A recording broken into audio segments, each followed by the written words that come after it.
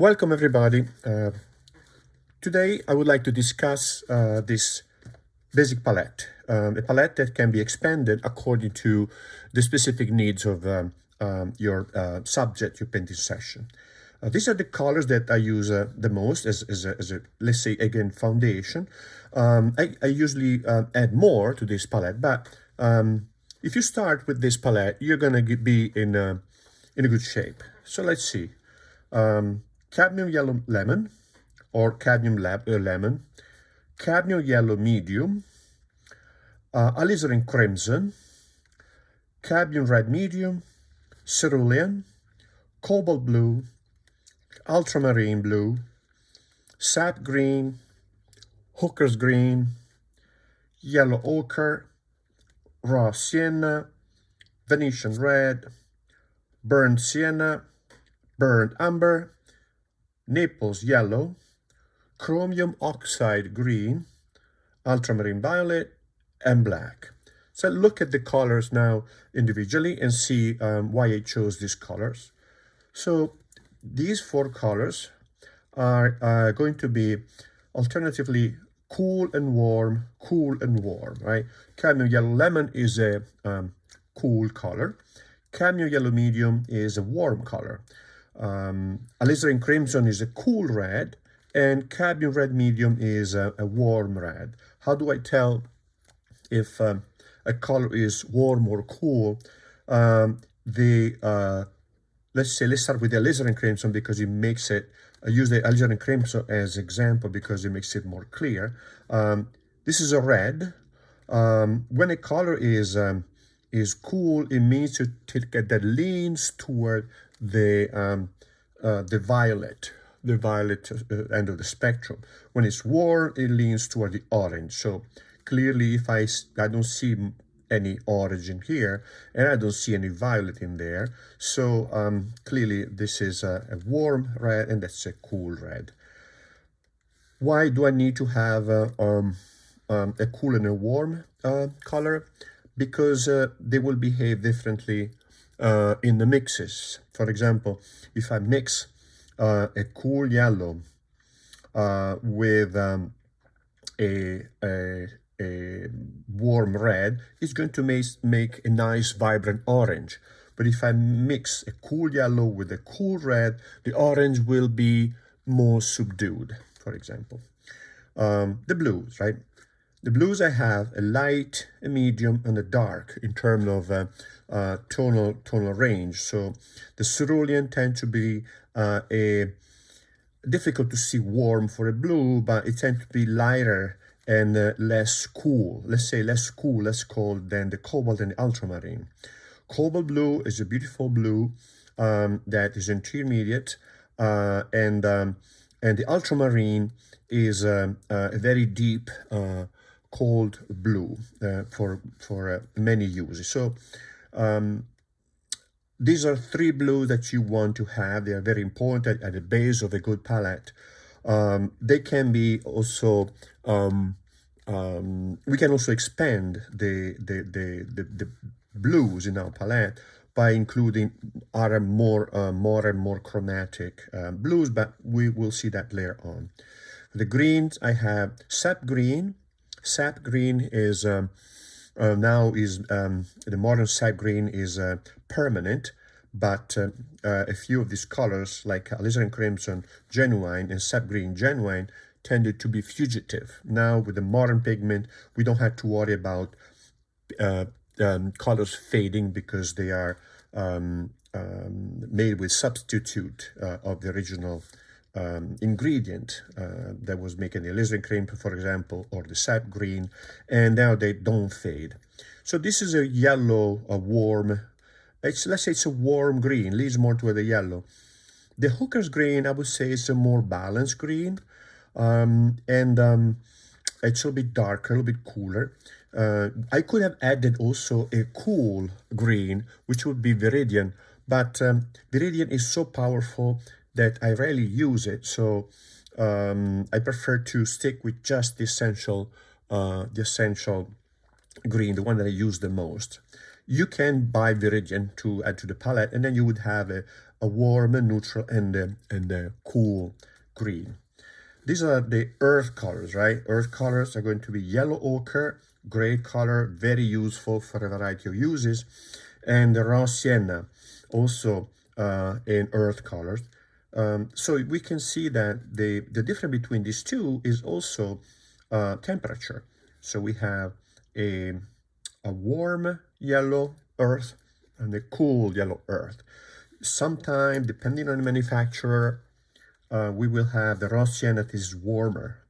But I like to select raw sienna that is cooler compared to the yellow ochre that is warmer.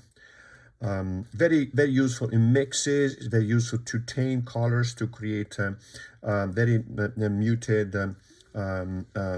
colors. And so we need to have these. Venetian red is red oxide red. So as burnt sienna is, as burnt umber is. These are all red oxide colors, very stable, very dependable. You want to have them. Venetian red, you could use, instead of Venetian red, you could use English red, for example.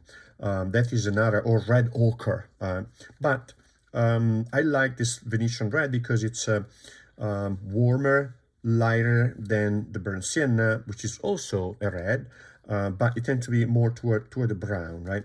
These are two very, very good colors to use and for mixing other colors and creating interesting textural effect also, because as you can see, raw sienna, Venetian red, and burnt sienna, even burnt umber, they have a little bit of a granular composition here, right? Pretty much like cerulean. So these colors will be very good in case we want to obtain a textural pattern. So that needs to be considered. Then these colors are extra colors that don't really follow this chromatic and then earth colors, but I like it. I like these, so I included them because they're very useful. Naples yellow, beautiful yellow that is not too bright, right? As cadmium yellow lemon and cadmium yellow medium tend to be very chromatic, very strong, and sometimes they can be problematic to manage because the color is so strong. Naples yellow is a much more muted, not much more, but it's bright, it's intense, but not in such a almost garish way as the cadmiums, right? So Naples yellow, or even Turner's yellow. Turner's yellow is made by, I think, exclusively by Winsor and Newton. Chromium oxide green is also a very nice green that is similarly not too chromatic, right? And it could be paired very well in terms of chromatic harmony with these colors here, as you can see, right? It's not a super bright green, and very useful also. Ultramarine violet, also a very nice color to have because it can be used to tame colors, but also create shadows, create a dark accent without getting very dark and black colors. Black is a color that I always have in my palette because it helps me to tame colors that might be too strong and lower their chroma, maybe. So there are other colors that we could add to this palette, and especially in the blue, right? In the blue, I would like to discuss quickly about a type of blue that it can be very useful, very powerful chromatically, but it's very useful, and it's the phtalocyanine, actually phtalocyanine blue. And many manufacturers makes the phthalo blue or cyanine blue or phthalocyanine. They are modern pigments, very chromatic, very strong, and very beautiful. One of my favorite blue of this family here is actually two, is Scheveningen Blue Light and Scheveningen Blue. And the manufacturer is Old Holland.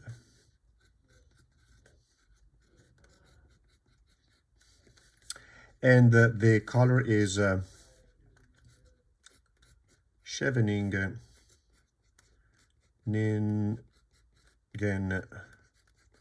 Blue and Scheveningen Blue Light.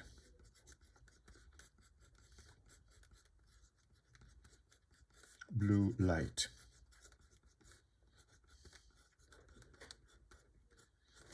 So Scheveningen is a city, a town in Holland, and it's named after, the college named after that place. But you don't have to buy Old Holland, although they're very good. Old Holland, Winsor and Newton, Hall, by very, very high quality colors. You might want to look for colors that are made with the pigment is phtalocyanine or cyanine. Actually, of phthalo, right? Phthalo is more common. Phthalo. Let me write it again a little bit more. Phthalo, right? Phthalo blue. Right? So these are very, very, very strong color, beautiful, and can create incredibly bright skies, for example, or blue water. So sometimes you need them, right? Most of the time you don't. These are much more versatile, but those are also sometimes necessary, right? So again, another color that you might want to buy is viridian.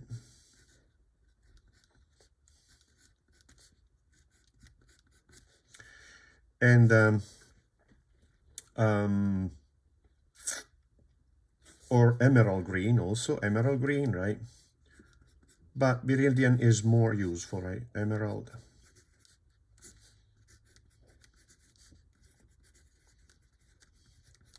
These tend to be cool blue, but viridian is probably a color that you might want to have just in case you need a very powerful dark green. Let's talk about brushes now, right? So actually paper, because I had the paper here. So you can use pads such as this one, right? Or this one here is a little bit bigger, right? This is Legion Stonehenge cold press. We'll see the difference between cold and warm, right? So this is Winsor and Newton. This is Legion. There is Arches. There is Fabriano, right? They are all very, very good papers. So let's write down these names in terms of colors that you might, a paper that you might want to have or try. So let's see. You could try Arches, right? Very good brand. Paper nowadays is very expensive. So Arches, Winsor and Newton.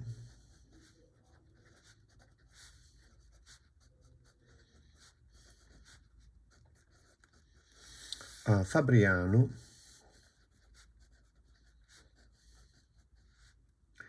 And then there is this paper here, which I bought recently, Saunders Waterford. It's very good, and it's cheaper than these two brands. So Saunders.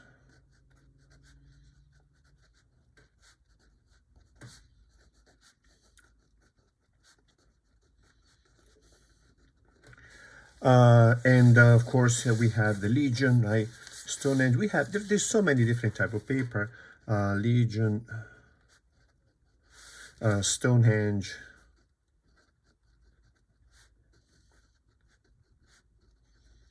So now I would say buy the best material, the best paint, the best paper, the best brush you can afford. It is going to make a difference, right? So let's see now the paper, watercolor paper, watercolor paper usually is divided in 3 types of finish, right? One is hot press, one is cold press, and one is rough, or also called torsion, right? So let's see what's the difference. Hot press is paper that is very, very smooth, very, very smooth. And you can see this paper here has basically no texture, right? No texture. This paper here instead is, and we can compare it, right, with the hot press. See that? So this paper here has, see, a little bit of texture, right? See that this is completely smooth, right? This is very good. The hot press is very good for detail, right? And bright, the colors here are going to be super bright. This instead is a very excellent, very good general purpose paper. You cannot achieve the same level of detail you would achieve with this one, but still you can do incredibly beautiful textures, textural effects, for example, that you cannot do with the hot press, right? And then we have eventually the torsion, right? So you see how this one here is a little bit heavier in grain, right? And is more, with this you can obtain more visible textural effect, right? So good for landscape, for example, work that doesn't need to be super detailed and precise. Now let's talk a little bit about water and water containers. When I paint, if possible, especially in a studio situation, I use 2 containers. One for rinsing the brush. This water will become all gray and muddy. And one for mixing the color. So after I've rinsed the brush in here, I rinse the brush, clean the brush. Now all that start getting dirtier. And then I now pick some water from here, clean water, and then I use it to pick up the color, mix the color. So this water here will remain clean. This will get murkier and murkier, but I don't care about that. So good. So let's get started.